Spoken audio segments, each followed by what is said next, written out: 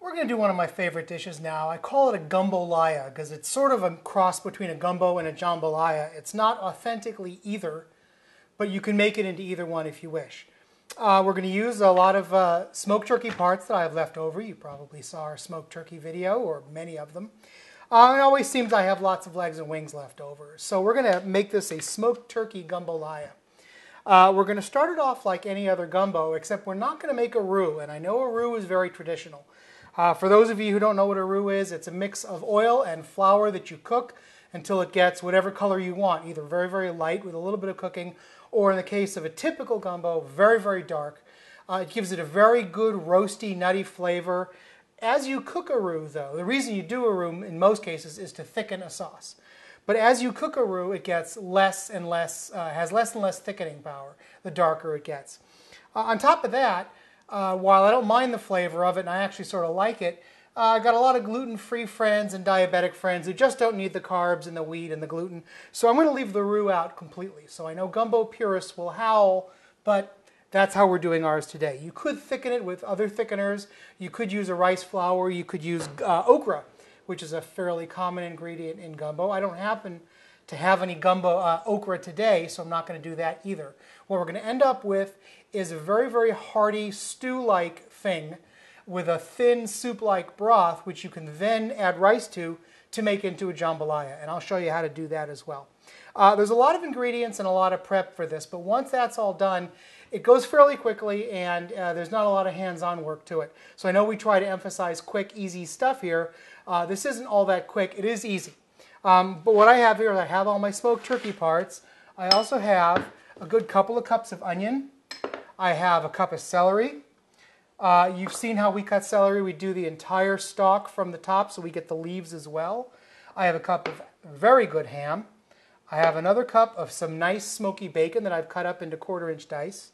I also happen to have some scallions, about 2 cups of those. We'll put those in later. And I got about 30 cloves of garlic bashed up in the food processor. You've seen how I've done that. Very easy, cuts it to just the right size in about 2 seconds. Also, what I have is a very nice turkey stock, smoked turkey stock, on the stove. Before I reheated it, I skimmed off all the fat. This was from our smoked turkey. And if you saw our smoked turkey video, you know how beautiful that was. I've skimmed off the fat. I'm going to use it to cook the vegetables in, as well as the fat that comes off the bacon.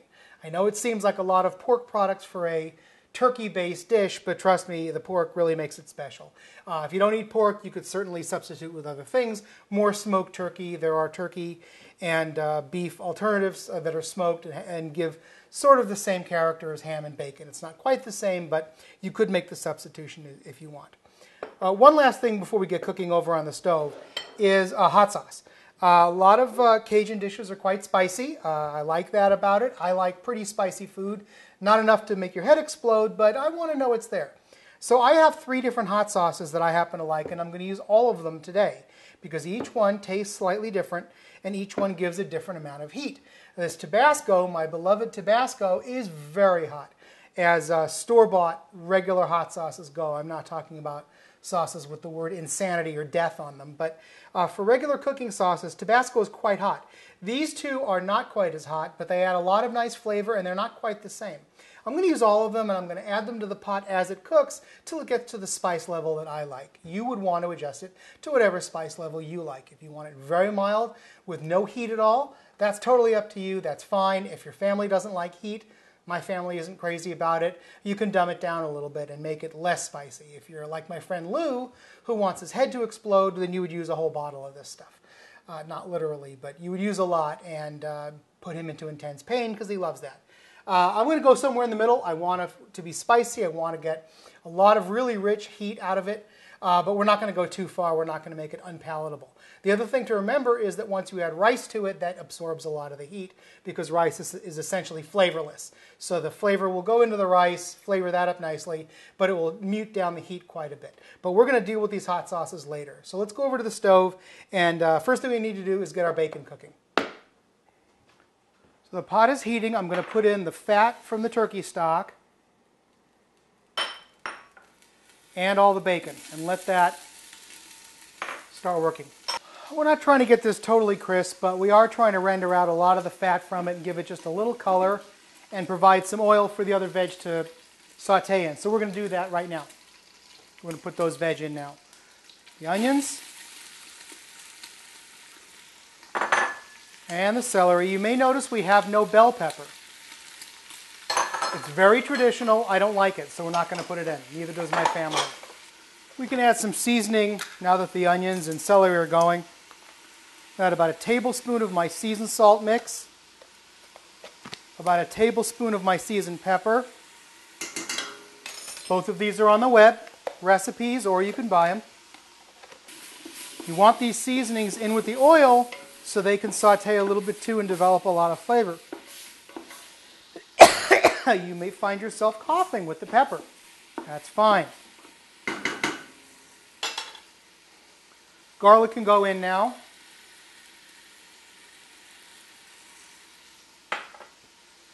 Once the garlic goes in, keep an eye on it because the garlic can burn. And you may be able to see in there that some of this is getting brown and sticking to the bottom. That's what it's supposed to do, but you've got to be careful to make sure brown doesn't turn into black, because then it's burned and it's ruined. In goes the ham, because you want that to saute up a little bit.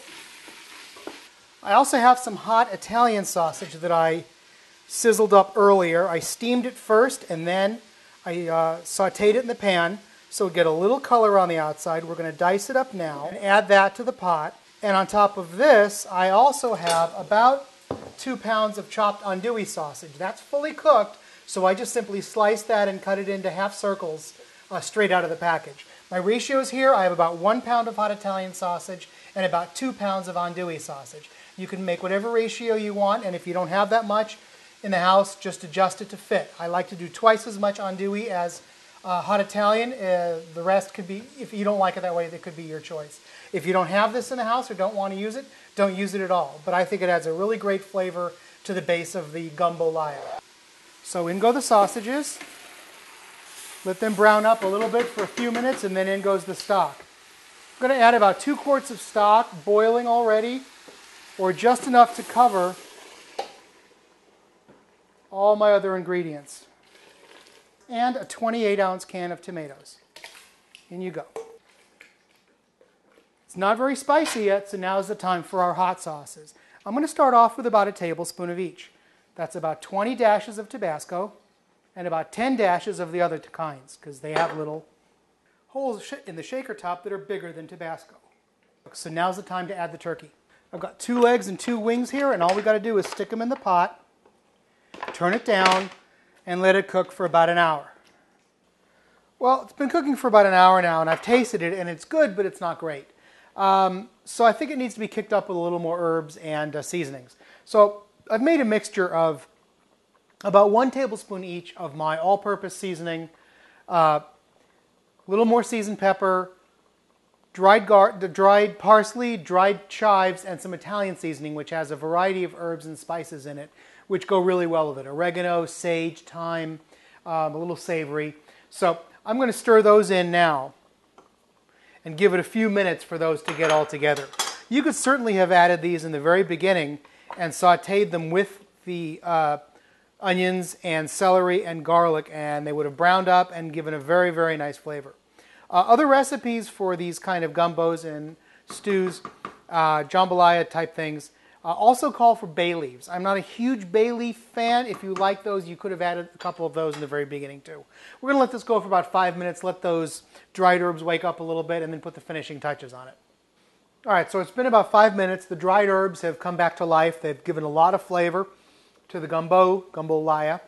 And we're going to do the final touch, which is our 2 cups of scallions or green onions. They go straight in.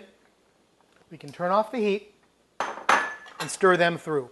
Just enough for them to give a fresh, oniony flavor to the dish, but not enough to overcook them, because some people feel that once you cook scallions a lot, they start to taste a little soapy. I don't necessarily feel that way, but we don't want to overcook them in any event.